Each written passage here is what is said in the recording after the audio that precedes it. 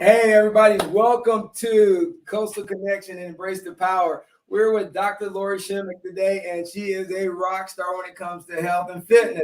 And we're glad to have her on the show. She's going to tell us her story, and definitely we're going to touch on key points about inflammation and the genetics that people have that they don't realize some things they eat may not just be good for you. With no further ado, I'm going to kick it over to my boy Mike G, and we're going to get started. The Coastal Connections. Thank you so much. I'm so happy to be here. Really, I've been looking forward to this so much. And congratulations on the new show. Thank you. It's Awesome. been hard work, dedication. But you know what? Look what I got. There it is. Oh, I got my t-shirt. Woohoo! Very nice. And that's it. Great show. So happy to be here. Thank you. Thank you for being here, Laura. Please. Thank you. Great to meet you. So nice. Even yes.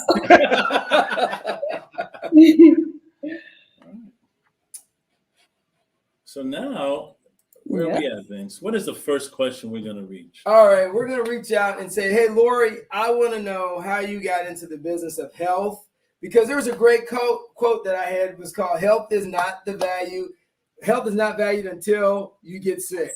So before we get sick, how do we value health, and how did you, as a pioneer and the things that you do, writing about health and inflammation, how did you get there, Lori? That's a great question, Vince. Because you are absolutely correct. We do not value our health until it's too late, right?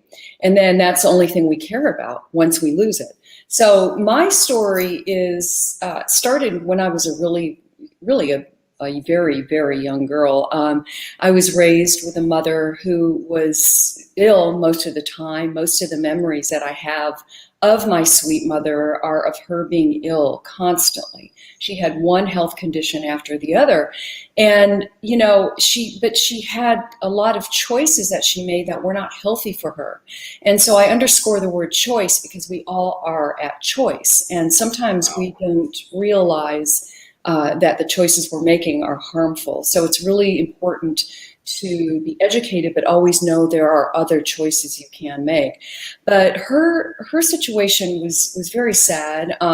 She was almost obese, literally. She smoked a pack and a half of cigarettes a day. Wow. She was under chronic stress daily. You can imagine raising 3 very young children all on your own with no support. Her family was out of state. My father wasn't in the picture. And we had little money too, right? So we were struggling and she was struggling. And one thing led to another and her health began to deteriorate. And it's so interesting because I was very in tune to her health state and the things she was eating. And so I knew intuitively, even as a young girl, that she could make different choices. And I remember walking into her room, seeing her laying there suffering in the dark.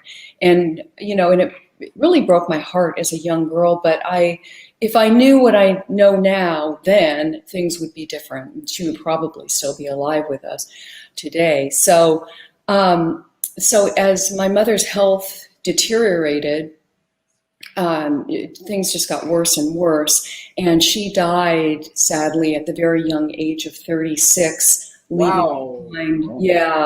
Leaving behind 3 young children with literally nowhere to go. And so we scrambled.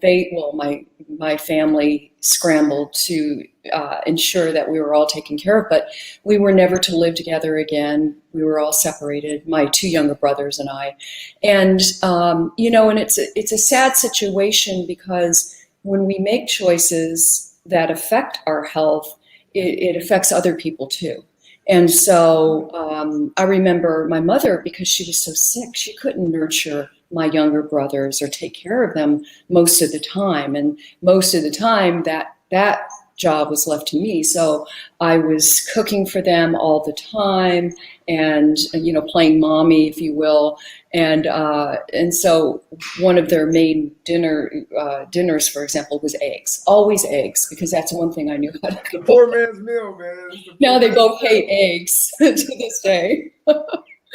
But, it's just the way it goes. And anyway, so when I graduated from high school, I said to myself, I want to help other people, and I want other people to know that they have choice in life, because I felt so bad for my mother. She was on her own and didn't realize she could have done differently. And so that's what I did. So I went, I got my doctorate in psychology, and I worked at Family Outreach, which is a nonprofit for at-risk families, and counseled them, and then became vice president of the organization. But during this whole time, my interest, of course, is in health. I was always into health, reading books about nutrition and health and medicine, even when I was a little girl. And so I decided, after a long time with Family Outreach, that I would create my own company, because I saw firsthand what happens when you change people's diet. Wow. And my clients, they changed. Their motivation changed when I literally made them change what they were eating, because that's the first thing you should do no matter what, right? Because, and I can go into it later, but our gut health impacts how our mood, it impacts our energy level, it impacts how we view the world. And so that all starts with the types of foods that we're eating. And so I left there, I went back to school, yes I did, became a nutritionist, and I got my certification in life coaching, and all with the intent of creating my own company with my background in psychology called HealthWorks. And so that's what I've been doing ever since. That's interesting. I have a question. So it's all started with the psychology of how the mind works, and then you work yourself towards bettering the body as well. So you kind of combine two medical worlds. Yes, yeah. Made it into exactly. one, and which is pretty dynamic for one person. That's very nice. Well, thank you very much. Yeah, it's all interesting to me, because I'm helping people in different ways, right? And so when you think about people's new diet, let's just go there, that's the number one factor in almost every aspect of our life. Correct. Okay, yeah, and you started out with a book called Fat Burn, and then you moved over to your other book, Inflammation, where I started reading, and then that's when I reached out to you and it's asking you, because I had really never heard of fat inflammation until I got the book. I read your first book, but then I read this book, and it was like, wow, okay, I never thought, genetically that I would have issues with things and I couldn't lose weight. And it wasn't really because I wasn't working out, because I was already working out 5-6 days a week. It was the fact that my body wasn't processing certain foods anymore because I had changed over the years. So you kind of tell us about your book, and then kind of tell us about how people need to become more aware of, as their bodies change, how they need to be more aware of what they should be taking in eating-wise as they get older. Yeah. So, one of the things that, to make it very simple for people, is what you need to do is focus on resolving inflammation in the body, protecting yourself from it, mitigating it, and then resolving it, right? And so one of the things that you can do is to eat an anti-inflammatory diet, and we can talk about what that is. But yes, there are, as you said, Vince, very special things that people are unaware of, such as the effect that certain foods have on your weight. And when you start to gain weight, then this becomes like an inflammation factory, sadly. And we've got, especially people, there's a certain threshold that we're all genetically equipped to handle of inflammation. It's different for everybody. Some people can gain weight and not have a lot of inflammation, but others can gain just a little bit of weight and up goes their inflammatory markers. But obese people absolutely have it. and they have an enormous amount of inflammation circulating in their body. And so the sad part about weight gain is that the inflammation, your fat cells are producing inflammatory molecules, and this inflammation, after this threshold, this individual threshold is met, begins to set up somewhere else in the body. And this is what causes illness, disease, faster aging, and weight gain. So that's what chronic low-grade inflammation will do. Wow. And it's you can't feel it unless you begin to feel the symptoms, right? Which take time to develop. All right, hold up. Somebody's got a question for you. Go ahead. We'll show it. There we go, guys. Hi, Vicki. So I'm an 8-year survivor of breast cancer. Carry the BRCA of 2 gen and have never recouped my energy since chemo. Any suggestions? Yes, absolutely focus on your mitochondrial health, okay? That's a number one thing you need to do. And there are supplements, and this is a good instance of targeted supplementation where magnesium is extremely important. Vitamin D3 is extremely important. PQQ is another one, and CoQ10. And then you can throw in berberine, because there's research showing that berberine is especially beneficial to those who haven't had breast cancer, very protective, and then those who have. So berberine is an herb, and those are going to help mitigate any kind of mitochondrial dysfunction. And all mitochondria, what they do is create ATP, which is cellular energy, and that promotes less fatigue. So the more mitochondria you have, the healthier they are, the more energy you're going to have, the less weight you're going to carry, and overall you're going to have optimal health, because mitochondria really is where it's at in terms of cellular health. Wow, we're gonna need you to make sure you post a long list of all those terms, because we don't do public spelling. So Vicki, if you just feel free to contact me, and I'll send you the list of what I mentioned. Hey, run Lori's thing. So hey, Vic. Yeah, Lori says that you are allowed to, you can contact her, and guess what? She'll actually talk to you without no cost. If you talk to her on Twitter, on Instagram. Yeah. Lori answers people all the time about questions they have, and that she's just a rock star with just trying to make sure people are healthy and safe. Now, since you've touched on your book and you touched on, that was a great question, Vicki, by the way. Next thing we'd like to talk about is the new book that you got out. You know what I'm saying, Mike? Put it out there, man. Well, it's the ketogenic key, and I did it with I wrote it with my brilliant co-author, Steve Welch.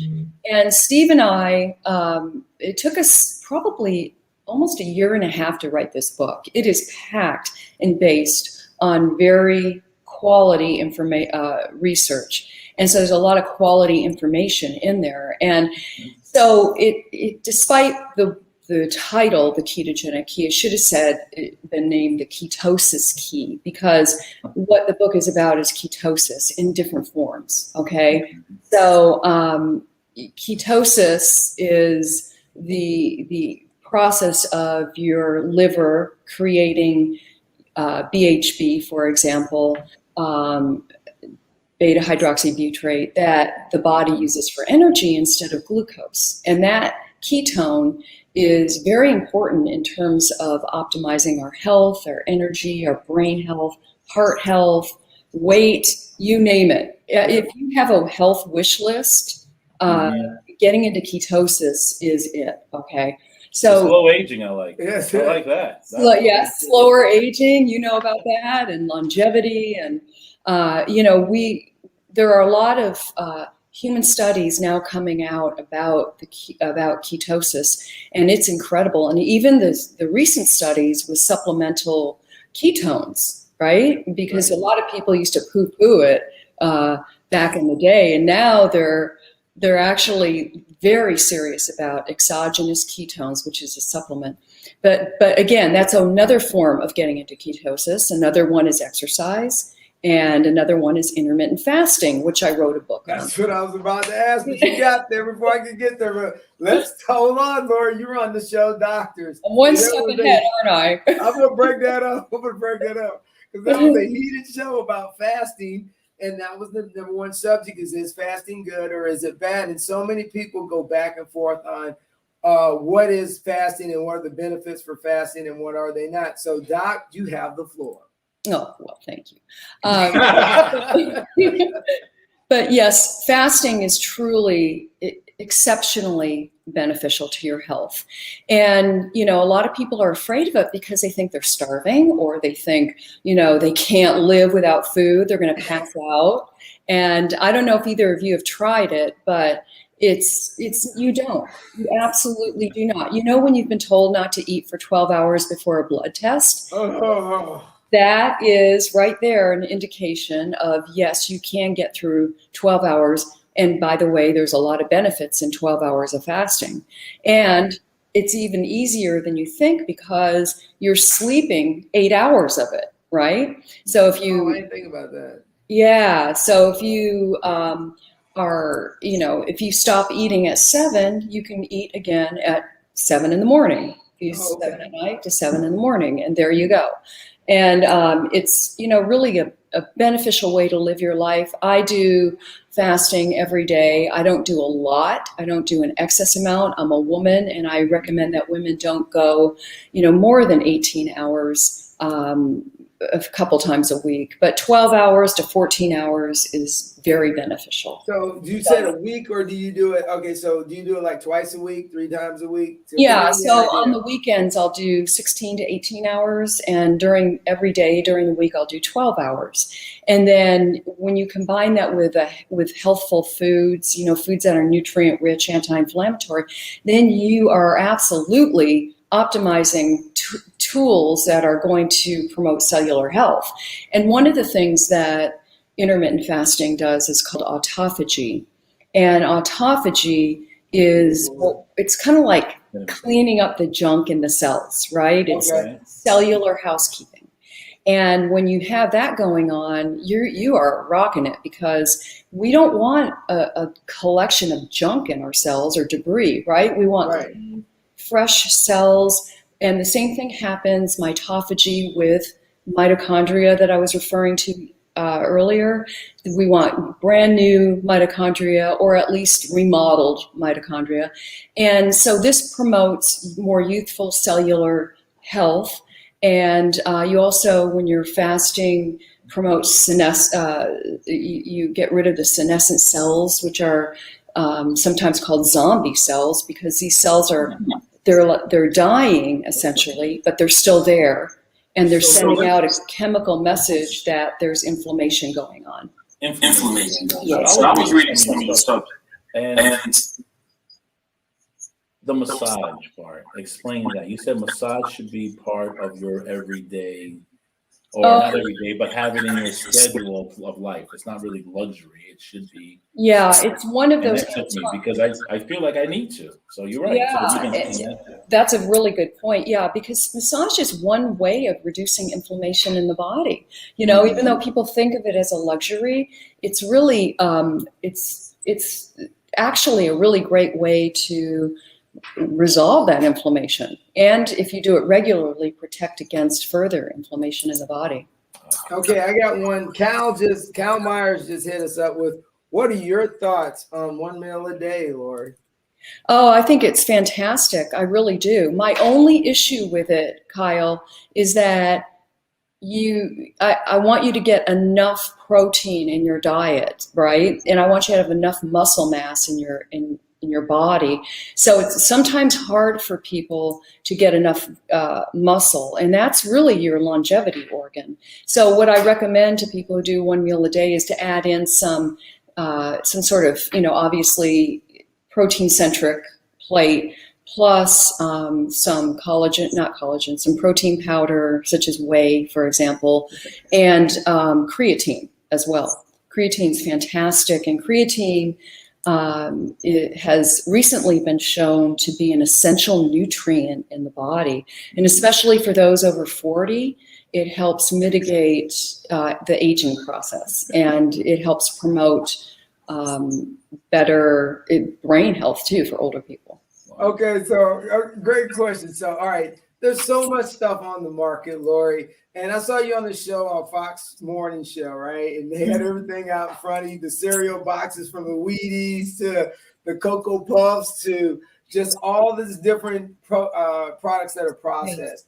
And then you have all these supplements that are all over the market.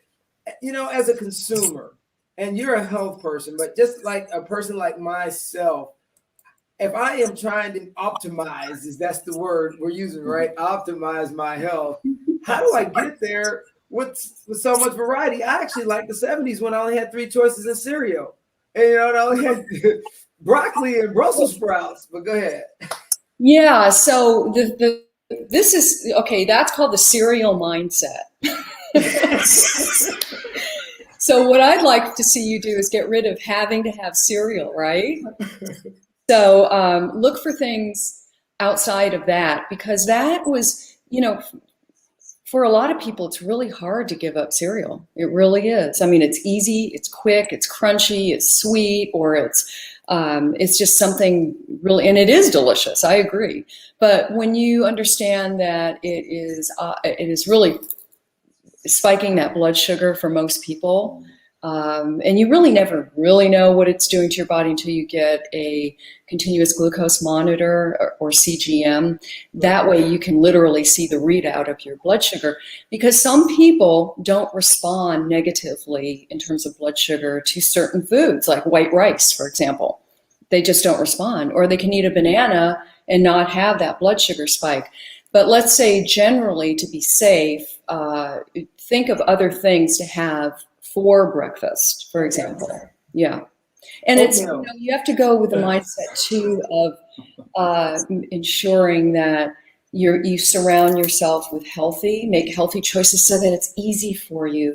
And if you do go to the grocery store, make sure you do your research about what you think you really need to get.